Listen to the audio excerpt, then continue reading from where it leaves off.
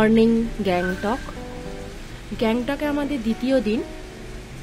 তো কালকে ছিল জন্মদিন, যদিও কেক টেক কাটা হয়ে ওঠেনি। আজকে আমরা যাব একটু হোটেলের রুমটা আপনাদের দেখাই, আর দেখাবো জন্মদিনের যে গিফটটা পেয়েছি সেই শাড়িটাকে। যেহেতু আজকে সেই শাড়িটা পরে আমি বেরোবো, আগে থেকে জানতাম বলে শাড়িটার ব্লাউজও বানিয়ে রেখে দিয়েছি আমি। এই হচ্ছে শাড়িটার ব্লাউজ। প্রথমে ব্লাউজটা দেখিয়ে দিলাম, এবার আসি শাড়িটাতে। এই হচ্ছে শাড়িটা। তো শাড়িটা একটু খুলে দেখিয়ে দিই আপনাদের। গোটা শাড়ির ওপর এই যে একটু গ্রিনের ওপর, এই যে গ্রিন পাটটার ওপর দিয়ে মিনাকারি কাজ করা আছে। আর এই হচ্ছে শাড়িটার কালার। এটা ওই চৈত্র সেলে নেওয়া হয়েছিল। জন্মদিনে এবার কি নেব ভাবছিলাম, তো তুফানকে আমি বললাম এবারে অন্য কিছু দিতে হয় না, প্রত্যেকবারে সোনার জিনিস কিছু একটা দেয়। এবারে যেহেতু গ্যাংটক ট্রিপটা হচ্ছে আমাদের, তো এবারে শুধু একটা শাড়ি দিলেই হয়ে যাবে। তো শাড়িটা যখন জন্মদিনে পেয়ে গেছি, তো ভাবলাম এটা এখানেই পরে আজকে গ্যাংটক সাইট সিনে বেরিয়ে পড়ি। এই হচ্ছে টোটাল শাড়ি।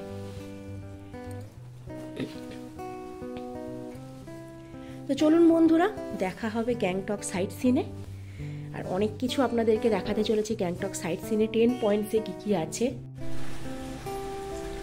গ্যাংটক সাইট সিনে গিয়ে আপনাদের দেখা হচ্ছে। ঘুম থেকে উঠে একদম চোখ মুখ ফুলে গেছে। সকাল 9টায় আসবে গাড়ি। তো এখানে গাড়ির রেটটা একটু বলে রেখে দিই। গাড়ি আমাদের ইকো গাড়ি করা হয়েছে, যেহেতু আমরা বাচ্চা সমেত 7 জন আছি। তো ইকো গাড়িতে এখানে রেট নেয় গ্যাংটক সাইট সিনে 3000 থেকে 3500 টাকা, যখন যেমন ভ্যাকেন্ট থাকে তার উপর ডিপেন্ড করে। তো পাশেই আছে রাস্তা, এই যে। আর হোটেলটার নাম হচ্ছে ভিউ পয়েন্ট। এখানে হচ্ছে এই হচ্ছে ভিউ, একটা পাহাড় আছে, পাহাড়টার ভিউ দেখা যাচ্ছে। চল রেডি হয়ে নে, চলো আজকে যাব গ্যাংটক সাইট সিন। জন্মদিনে কেক খাওয়াইনি আমাকে, বাড়ি গিয়ে হবে। তুমি খাওয়াবে? তাই দেবো। কত দাম দেবে একটা কেক? 300 টাকা তো? না না, 650 টাকা। মুখ খাওয়া হয়ে গেল। হোটেল থেকে বেরোনোর পর বাইরের দৃশ্যটা কি অপরূপ লাগছে না? যাবো এবার আমরা গাড়ি ধরতে। গাড়ি আমাদের এসে গেছে, চলুন এবার গাড়িতে ওঠার পালা। ইকো গাড়ি এসে গেছে, সবাই মিলে একসঙ্গে বসে নি। আর পাশেই দেখুন রয়েছে একটা ফুলের দোকান। ফুল সত্যি সুন্দর। ওয়াটারফলস, ওয়াটারফলস हमारे বল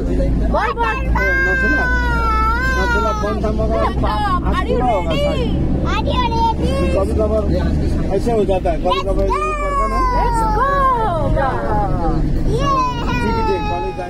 দেখতে দেখতে আমরা চলে এসেছি আমাদের 10 স্পটের প্রথম স্পট, যেটার নাম হচ্ছে বাকথাং ওয়াটারফলস। তবে ওয়াটারফলসটা সত্যি খুবই সুন্দর। এখানে আমরা অনেকক্ষণ টাইম কাটিয়েছি। আর এই দেখুন এখানে আছে জিপ লাইন, যেখানে বাচ্চা থেকে বড় সবাই এখানে জিপ লাইনটা করছে। যেহেতু আমি শাড়ি পরে গেছিলাম, তাই আমার ক্ষেত্রে একটু অসুবিধা হয়ে গেছে। জিন্স টিন্স পরে গেলে খুব ইজিলি করা যেত। আর এই হচ্ছে ওয়াটারফলসটা। নিচ থেকে ভিউটা কি অসম্ভব সুন্দর লাগছে না? দারুণ লাগছে। তো এই ওয়াটারফলসটায় অনেকক্ষণ সময় কাটানোর পর আমরা সেকেন্ড স্পটে যাব। এত সুন্দর জায়গাটা ছেড়ে খুব তাড়াতাড়ি যেতে মন চাইছে না। আর তার ফাঁকে একটু সেলফ ভিডিও করে রাখলাম। অনেক ছবি তোলা হয়েছে। ছবি তুলতে অনেক সময় চলে যায় কোনো স্পটে ঘুরতে গেলে।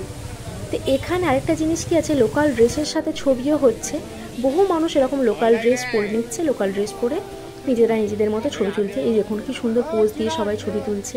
50 টাকা বা 100 টাকার বিনিময়ে এই লোকাল ড্রেসগুলো পাওয়া যাচ্ছে রেন্টে। আর এখানে পাশেই আছে একটা হনুমান মন্দির। গাড়ি স্টার্ট করার সময় দেখতে পেলাম এই মন্দিরটায়, তাই ভেতরে যাওয়া হয়নি। এবার আমরা যাব সেকেন্ড স্পটে। চলে এসেছি আমাদের নেক্সট পয়েন্ট গঞ্জাং মনেস্ট্রিতে। এই মনেস্ট্রিটাও কিন্তু অভূতপূর্ব সুন্দর। একটু নিচের দিকে যেতে হবে, একটু না অনেকটা নিচু হয়ে যেতে হবে।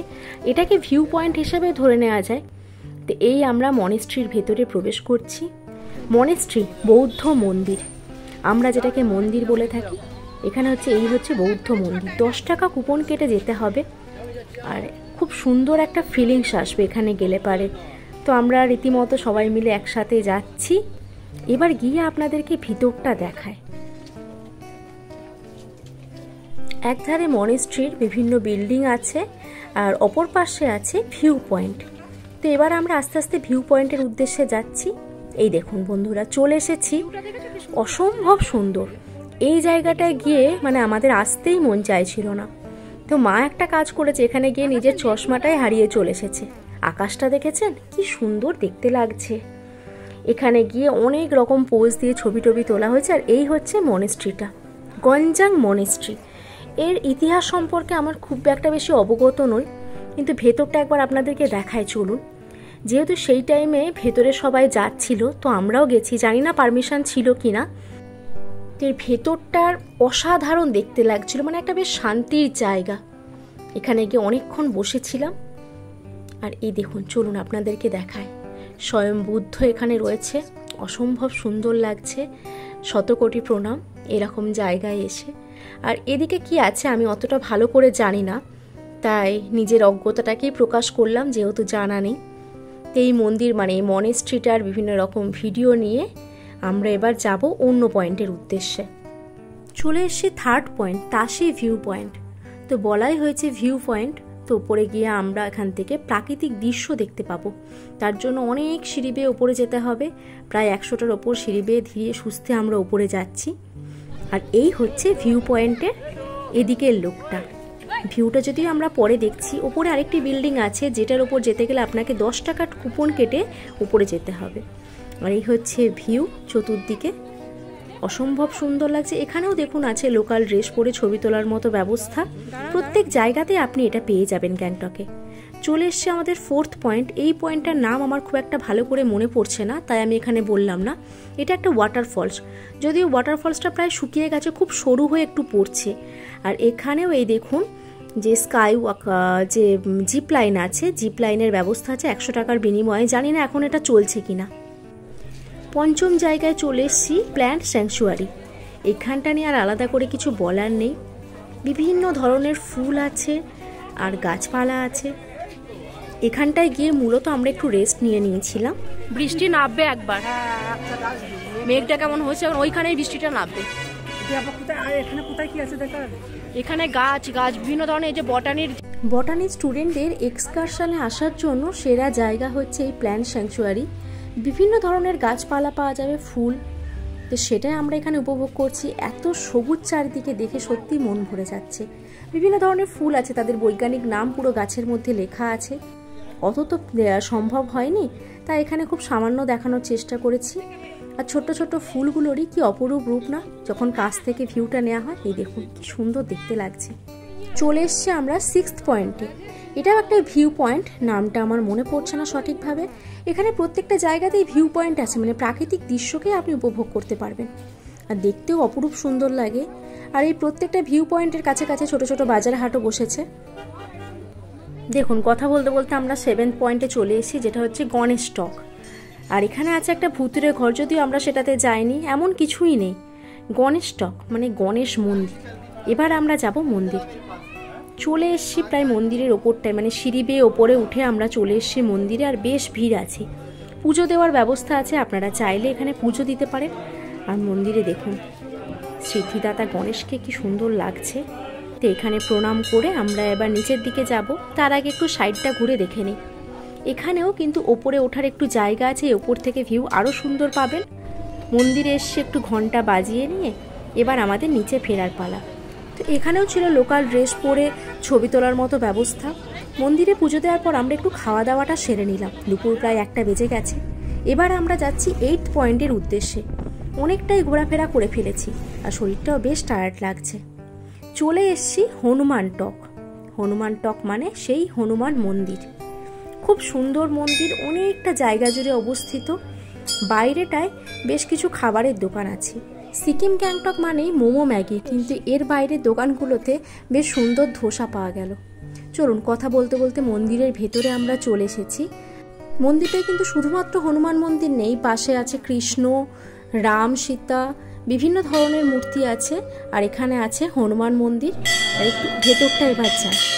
এই হচ্ছে হনুমান মন্দিরের দৃশ্য। আর এখানে আছে রামায়ণের কিছু দৃশ্য মূর্তির মাধ্যমে স্থাপন করা আছে ছোট ছোট করে। বেশ সুন্দর দেখতে লাগছে রাম সীতা রামায়ণের কাহিনী।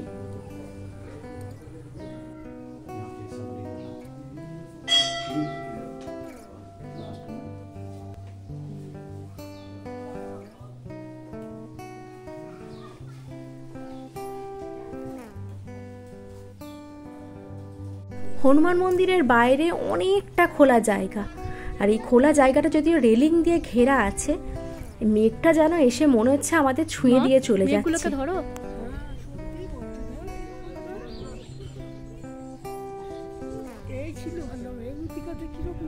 এত সুন্দর জায়গা একটু সেলফ ভিডিও না রাখলে হয়? পুরো মেঘের মধ্যে ঢাকা পড়ে গেছি আমরা।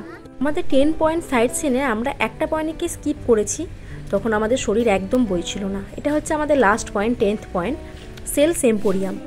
সরকারি একটি সেলস এম্পোরিয়াম এখানটায় রয়েছে। বিভিন্ন মানে সিকিম গ্যাংটকের বিভিন্ন জিনিস, বিভিন্ন এখানকার লোকাল জিনিস এখানে সেল হচ্ছে, দেখানোর জন্য এখানে সাজিয়ে রাখা আছে প্রত্যেকটা জায়গাতে। আর এখানে আছে লোকাল ড্রেস পরিহিত কিছু ম্যানিকুইন এখানে রাখা আছে, সৌজন্যমূলক ম্যানিকুইন। আর এখানে আছে একটা সেলফি জোন, যেখানে ড্রেস পরে সেলফি নেওয়া যাচ্ছে। তো এরপর আমরা চলে এসেছি একটু অন্য জায়গায়, তার জন্য আমাদের 1000 টাকা এক্সট্রা গাড়ি ভাড়া করতে হয়েছে। জায়গাটার নাম হলো বাগচাকরি ওয়াটারফলস। ওখান থেকে অনেকটাই দূরত্ব বেশ, তবে জায়গাটা কিন্তু সত্যি খুব মনোরম জায়গা। প্রায় 1 ঘন্টা আমাদের সময় এক্সট্রা লাগলো, তবে এখানে এলে কিন্তু একটা গোটা দিন কাটানো যাবে। এত সুন্দর জায়গা এবং এখানে অনেক ধরনের ব্যবস্থা আছে, আর ওয়াটারফলসটা সত্যি মনোমুগ্ধকর। চলুন আমরা তবে ভিতরটা খুব ভালো করে দেখে নিই। ওয়াটারফলসটা এখান থেকে কিন্তু বেশ দূরে, সেখান থেকে জল বয়ে বয়ে এসে এখানেই যা আসছে ছোটোখাটো ওয়াটারফলস হয়ে গেছে। পাশে আছে একটা বিরাট বড় সুইমিং পুল। সুইমিং পুলে যদিও সুইমিংয়ের থেকে বেশি বোটিং হচ্ছে, বিভিন্ন ধরনের বোট আছে। দেখুন এই হংসমুখী বোটটা খুব সুন্দর দেখতে লাগছে না? মাঝে একটা ড্রাগনের মূর্তি করা আছে। তো এই সুইমিং পুলটাতে বেশ হিন্দি গান চলছে, তার সঙ্গে সবাই বোটিং করছে। এইসব কিছু দেখতে দেখতে আমরা পৌঁছে গেলাম একদম ঝর্ণার কাছে। গোটা একদিন হাতে সময় নিয়ে এলে এবং বাচ্চা সমেত নিয়ে এলে খুব সুন্দরভাবে দিনটা কেটে যাবে। ঝর্ণাটার মানে ওয়াটারফলসটার আওয়াজটা শোনা যাচ্ছে, কত সুন্দর আওয়াজ, অনেকটা ওপর থেকে পড়ছে। এখানেও শাড়ি আমার অন্তরায় হয়ে দাঁড়িয়েছে। জিন্স বা অন্য কোনো ড্রেস পরে এলে ওই জলের মধ্যে গিয়ে ছবি তোলা যেত। বেশ সুন্দর লাগছে, দূর থেকে এর শোভাটা খুব সুন্দর।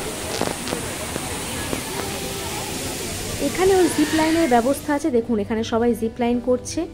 বলছি না গোটা একদিন কেটে যাবে, এতটাই বড় জায়গাটা। এদিক ওদিক বিভিন্ন দিক দিয়ে রাস্তা আছে, বাচ্চাদের নিয়ে আসার জন্য দেখুন পার্কের মতো পুরো ব্যবস্থা আছে চেয়ার টেয়ার দিয়ে।